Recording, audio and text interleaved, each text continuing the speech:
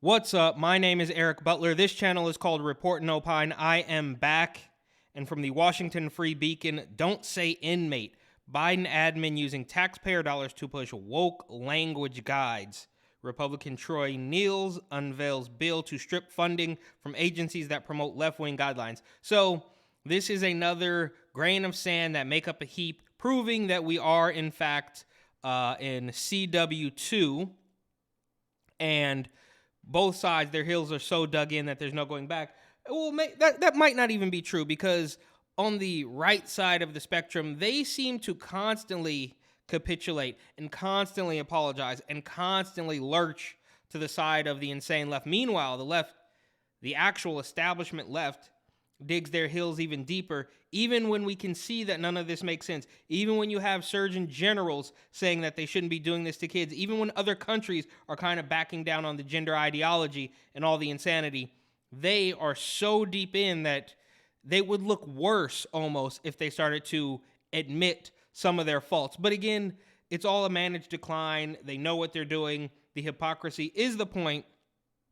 But the story says, federal agencies under President Joe Biden are using taxpayer dollars to promote, quote, inclusive language guides instructing Americans to abandon common terms like homeless people for left-wing alternatives like people experiencing unsheltered homelessness, prompting backlash from Republicans who want to defund the woke initiatives. So this is what it's always been about, right? Is the redefining of words, so once you control the words, you control their mind.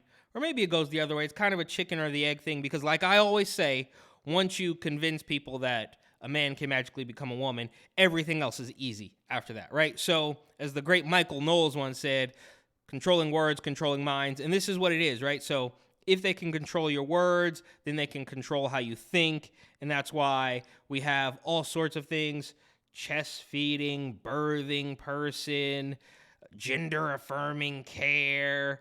Now you can't say inmate. I think Kathy Hochul, I always forget if it's Hochul or Hochul, whatever, doesn't really matter. Kick back Kathy, as far as I'm concerned. She did something. So these people will always capitulate to the criminal element. These people will always capitulate to the lowest common denominator, and anybody who objects to that is obviously going to be burned at the stake. They're going to be smeared. They're going to be canceled. They're going to take away their job, right?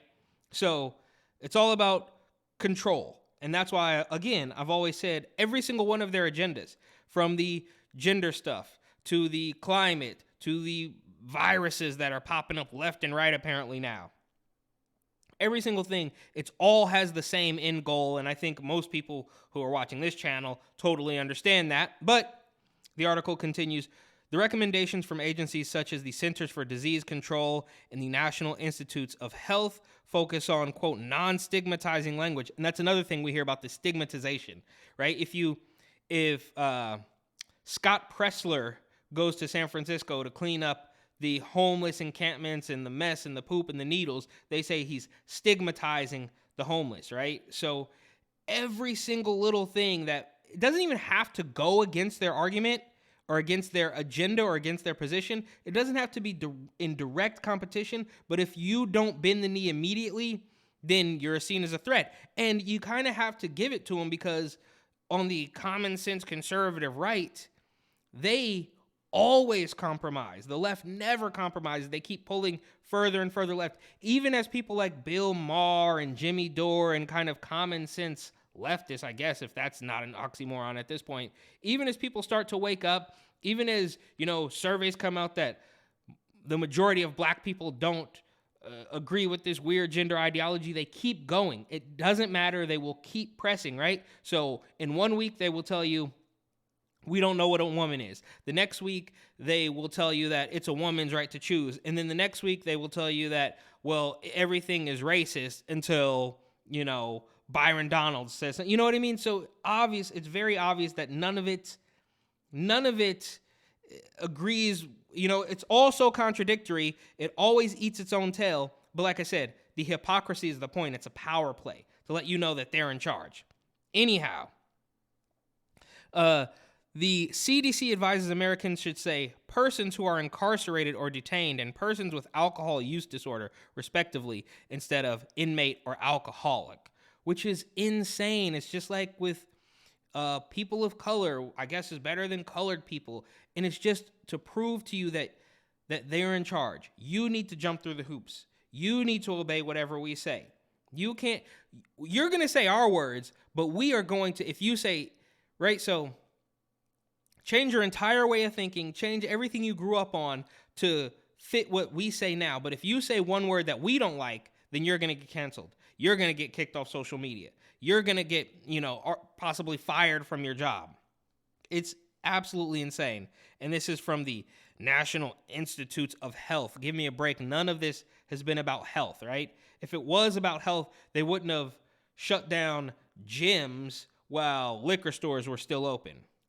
The NH Style Guide, meanwhile, advises people to say gender affirmation or gender confirmation rather than sex change. Rep. Troy Nehls of Texas introduced legislation last week to strip funding from agencies that produce such lists. Says the Biden administration, quote, must be held accountable for misusing taxpayer funds on left-wing causes. But that's their whole thing. Of course, that's what they're going to do. Anybody who's pretending that they're going to try to, be the president for all Americans, that ship sailed. It's all gone.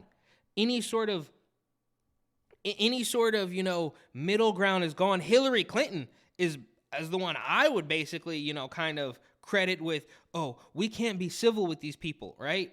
Anybody wearing a red hat at one point, according to Angela Rye of CNN or whatever weirdo left-wing rag says, a red hat was a Klan hood. I mean, the middle ground is completely gone. And it's very similar to what we see in these cities when there's no more middle class, right? Like in New York, you're either part of the political or media elite, or you've been in New York for generations and you have no plans of going. There's no people that come and get a job and stick around there. Maybe a couple millennials, maybe some older Gen Zers who are just going to struggle until they leave. Nobody goes there to create a business or to create something and stays, because if you're successful and you're good enough to make that happen, you're obviously going to see what they're taking away from you. But my point here is that they're gutting the middle class. They're gutting the middle ground, so everything is completely extreme, and that way they will always have control, right? And that's why, again, I always say you are most useful to them when you're almost dead. That's why they want you on, you can do heroin, but test it for fentanyl. You can smoke weed all day, but not too much, because then you're going to end up in a psych ward, according to Pix 11 in an old story. But they're intentionally getting rid of the middle ground. It's us or them, and that's why every single day CW2 is heating up. So we have our own internal civil thing, but every other country is having their internal civil things with the overreaching government and the mandates and all that stuff. And it's like, it's not a WW2, it's a whole bunch of CW2s or 3s or whatever, if that makes sense. I'm getting off track here. But my point is, this guy, Troy Nehls, who says they have to stop using taxpayer funding on left-wing causes, what did you think they were going to do with it? That's all they're going to do with it. That and just line their own pockets, which at this point could be considered a left-wing cause. He says, it's shameful that unelected bureaucrats in the Biden administration's executive federal agencies are using taxpayer dollars and federal resources to suggest Americans should utilize gender-neutral and inclusive language. Yeah, I mean, does this elected official out in Texas really believe that they're actually trying to do something good? He's almost giving them too much credit, right? We all know about the agenda. We all know about the managed decline. We all know about this, control agenda from every single angle. So for him to say, stop using taxpayer funding for left-wing causes, it's like, where have you been, bro?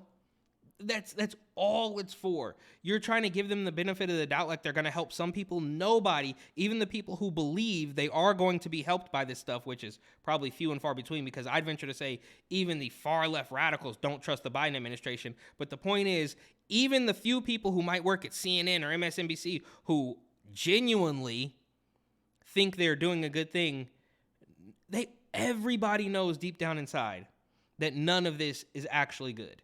That's truly what I believe. Now, collectively, people are scared to speak out, but when you get somebody one-on-one, everybody knows, right? Okay, not everybody, but for the most part, people know. Even in San Francisco, even in Los Angeles, even in New York, if you get somebody one-on-one and break it down to them in a nice way that doesn't come off overtly political, everybody sees the truth. Okay, again, not everybody, but most people, right? There are still some people that are completely brainwashed and they're going to attack somebody at a pro-life rally.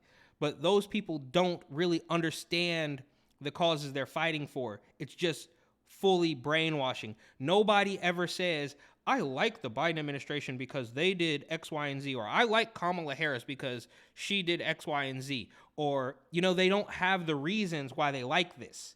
They just know that they have to, otherwise somebody might get mad at them and they might get canceled.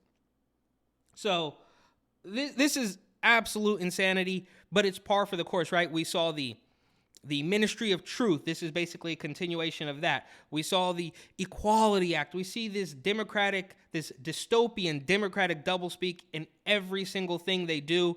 And so this will make news maybe for a day or two, and then it's going to go away. Of course, they got this green hair in the photo here. But the news cycle will continue. We're going to go to spy balloons and baby formula shortages, and I don't know. Who knows what they're going to foist on us next, but this is just a little bit to pass the time. Oh, yeah, of course, Rachel Levine is in there.